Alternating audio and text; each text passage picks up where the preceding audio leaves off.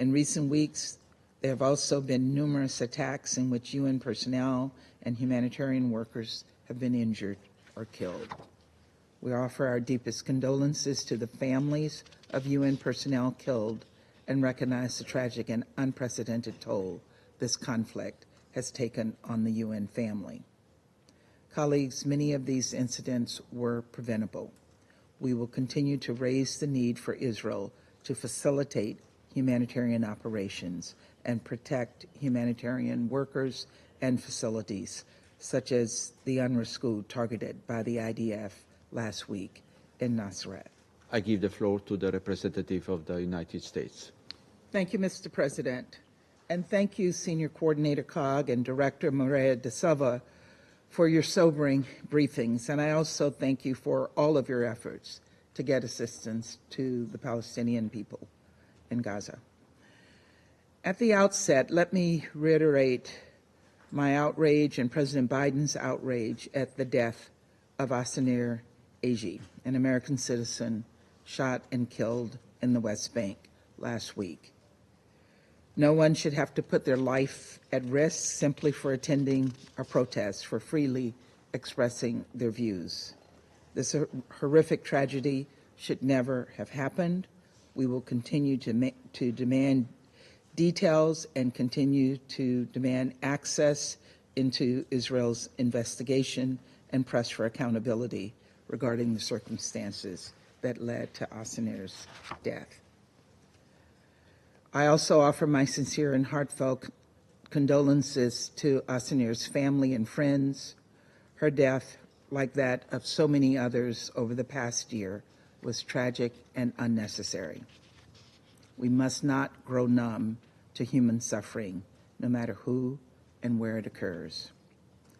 Colleagues, notwithstanding the efforts of Senior Coordinator Cog, her UN colleagues, and humanitarians on the ground, the situation in Gaza remains catastrophic. Children are dying, suffering from preventable illnesses, missing schools. Thousands have lost parents, relatives, teachers, and friends, and have the physical and psychological scars to show for it. In recent weeks, there have also been numerous attacks in which UN personnel and humanitarian workers have been injured or killed. We offer our deepest condolences to the families of UN personnel killed and recognize the tragic and unprecedented toll this conflict has taken on the UN family. Colleagues, many of these incidents were preventable. We will continue to raise the need for Israel to facilitate humanitarian operations and protect humanitarian workers and facilities, such as the UNRWA school targeted by the IDF last week in Nasrat.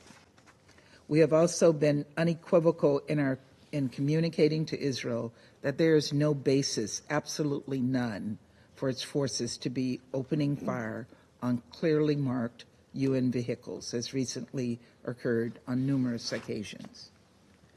The IDF is a professional military and knows well how to ensure that incidents such as these do not happen.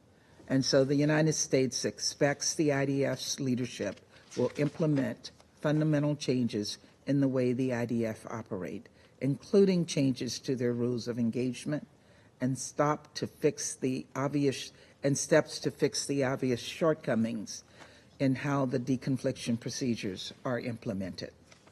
At the same time, we continue to see Hamas hiding in and taking over and otherwise using civilian sites to conduct operations and pose an ongoing threat. There's no clear evidence of Hamas's total indifference to Palestinian civilians in Gaza.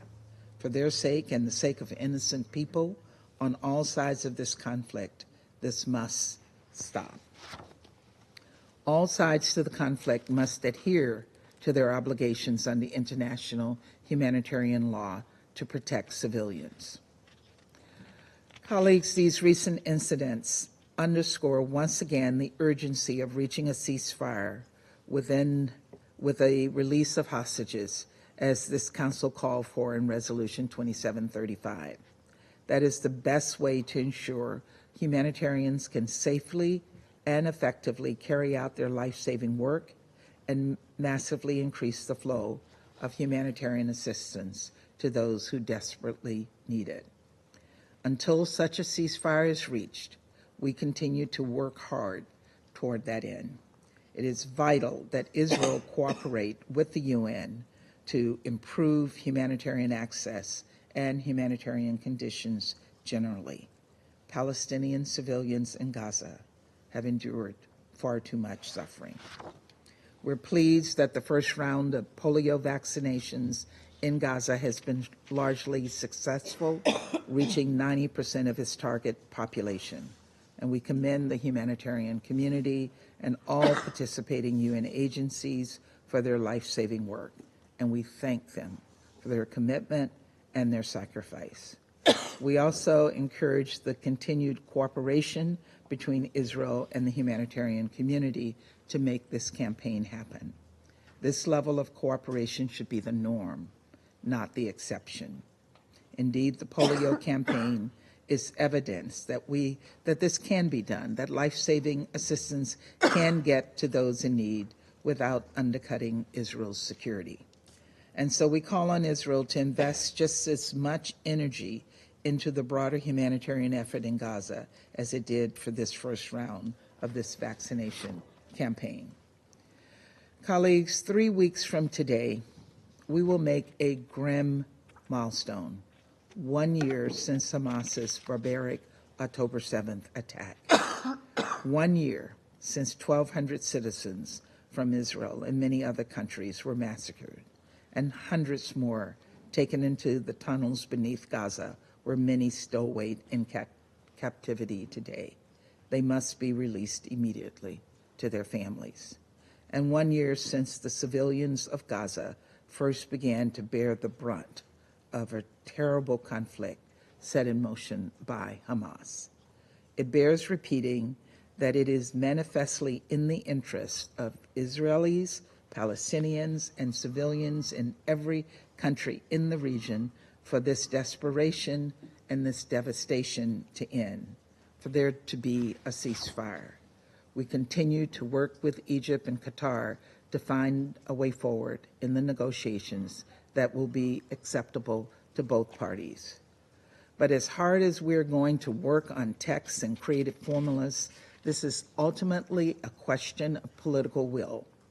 Whether or not leaders on both sides are prepared to recognize that enough is enough, and that the time has come to make some hard choices and some difficult compromises to end this carnage.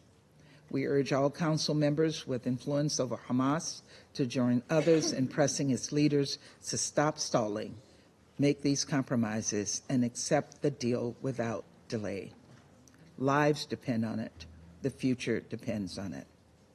Colleagues, we remain committed to a two-state solution that will allow Israelis and Palestinians to live side by side in peace and security. Thank you, Mr. President.